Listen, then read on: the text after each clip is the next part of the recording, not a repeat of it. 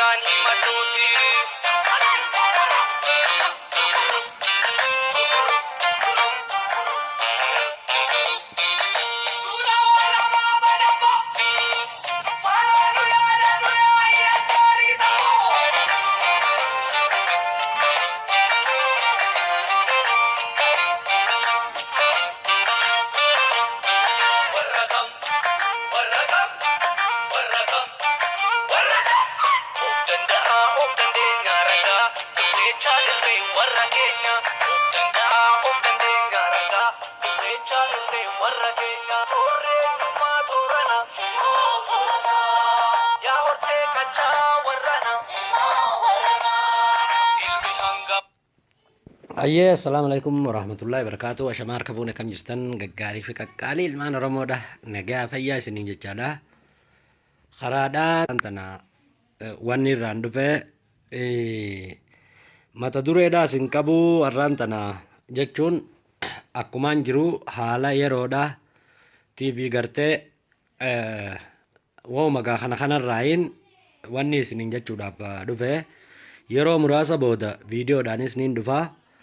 Ammaaf ammoo ija siyaasaadhaatiin taa'ee waa hunda laalu jira. Maaliif jennaan Oromoo yoo maayit osoo nu hubatin qubaan gubatinii jette. Osoo nu hubatin qubaan gubatinii jammoo kabre. Kana waan taateef imalarraan jira, imala kiyyakkaan xumureen.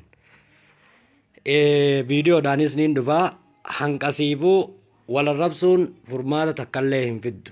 Gattaa'anii wal gorfatanii waliin tarkaanfii fuula dura fudhatan.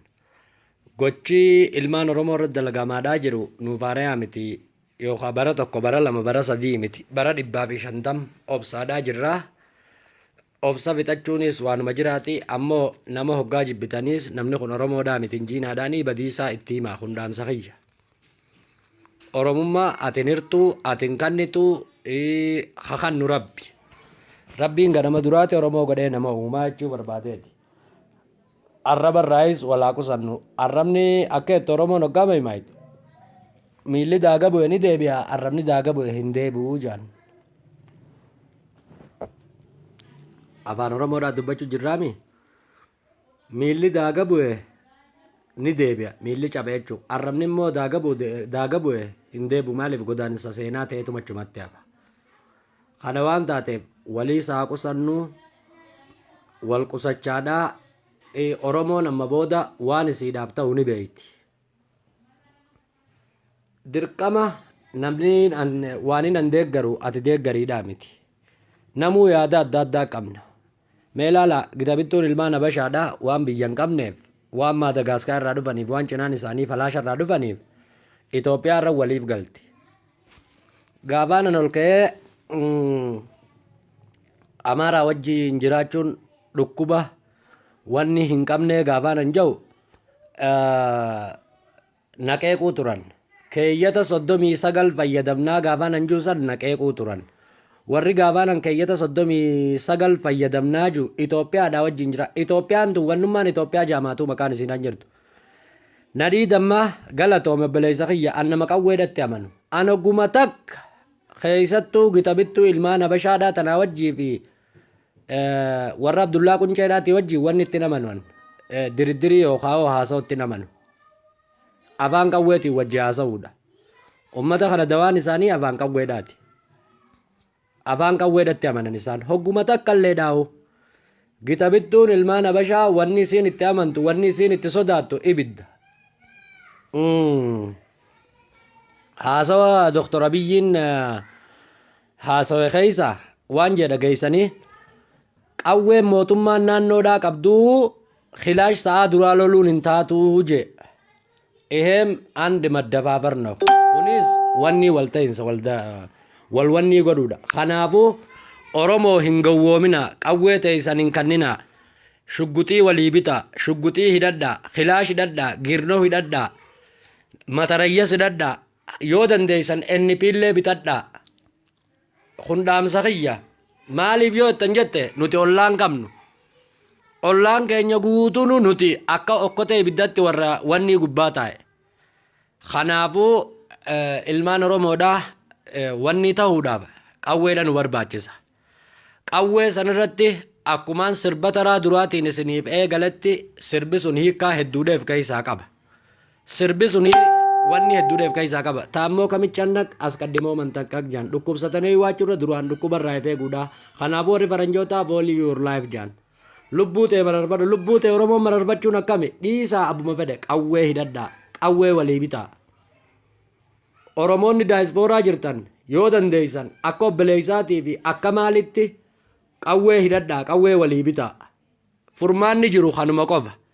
Maali hoggaa gartee mootummaan isin gaafate barnuti salfeenda difeensi godhu jirra ifirraa ittisu jirra. Afaaniin zimbaluu harkaan mututu baluu saniit deema. Tatteessaniin dhumina ani isiniif hime dhaamsa kiyya kana. Gocha Amboo keessatti dalagamaadhaa jiru ni argitan. Gocha Diradaawaa keessatti dalagamaadhaa jiru ni argitan. Kanaafuu ilmaan Oromoodhaa qawwee qawwee qawwee qawwee. Qawweedha. Waa takka furmaanni biraa ka jiru hin jiru qawwee malee. Gitabittuun ilmaan Habashaa qawweedhatti amante. Seenaa Musliimoota Rooyingaa irraa fudhadhaa qubattoota shanyii Rooyingaadhaa tapha ormaa keessa qubattu. Haaluma Oromoodhaa kanaanii jijjiirama maalii janiini hoggaa isaan if dagatanii maal jaan boodarra fuudhanii jeenoosaayid yookaan duguuggaa sanyii namaa irra geggeessanii jechuu barbaadeeti. Kanaafuu yooti qawween qabaanne hoggantoonnummaan abbu torbatti Oromoo lakkaawwatee si dura ol bahu suniyyuu yoo hawaasni isaa duubaa qawween qabaanne under zeeroodha. Akkasitti hubadhaa qawweedha. Qawwee labseetiin jira gaantana ammurtiin tiyyatana. Qawwee hidhadhaa. Oromoon guutuun qawwee hidhachuudha qabdi. Oromoon akka uleedhaatti qawwee qabattee deemuudha qabdi.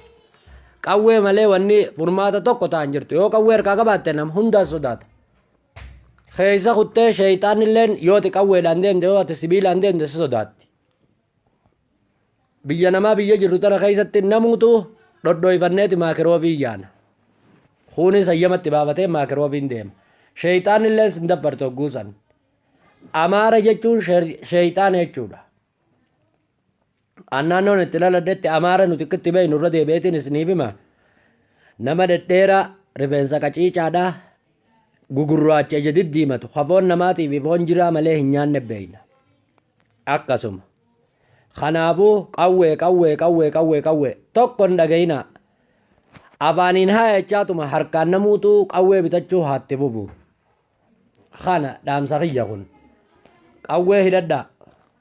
Oromoon qawwee hidhachuudha qabdi. Cobula. Takaraa gamasiitiif banaadha. Dhageessanii Oromootiyya. Kaniinan isiniin jiru kana iftaahaadhaa jiraadhaadhaan isiniin jiru. Ilma Oromoodhaatis tahee hundummaan jechuudha.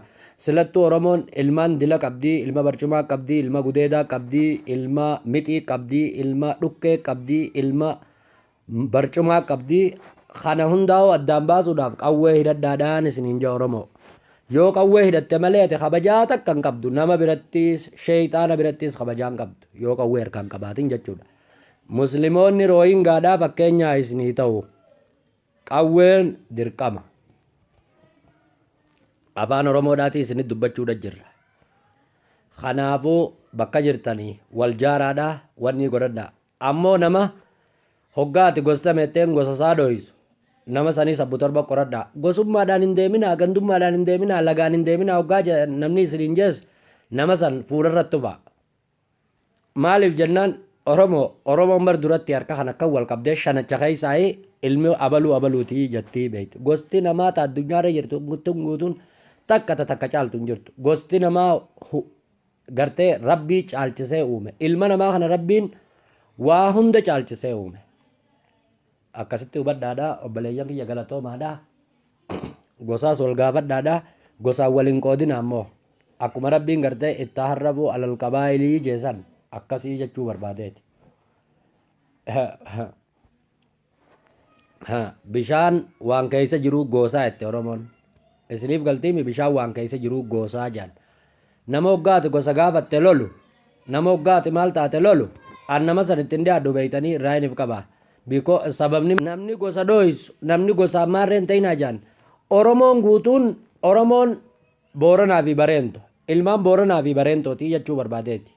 Nu bahaadhii akka abaa kibbatti tokko. Ammoo akkuma qubsuma lafaatiin teenya bakka bakkaatti gosi teenyaas akkasuma akka rabbiin gosa tanatti walumaa jeetimi namni gosa hin qabne yoogaa harreen ati nadhaadattuun illeen abbaan isii gaangeen ati nadhaadattuun illeen abbaan isiidhaa wadala yoo jechuudha deemaniis hin beeynan. Kanaa achi gosa wal gaafachuun dirqama maaliif wal beekuudhaaf akkasiin isiniin jaa galatooma.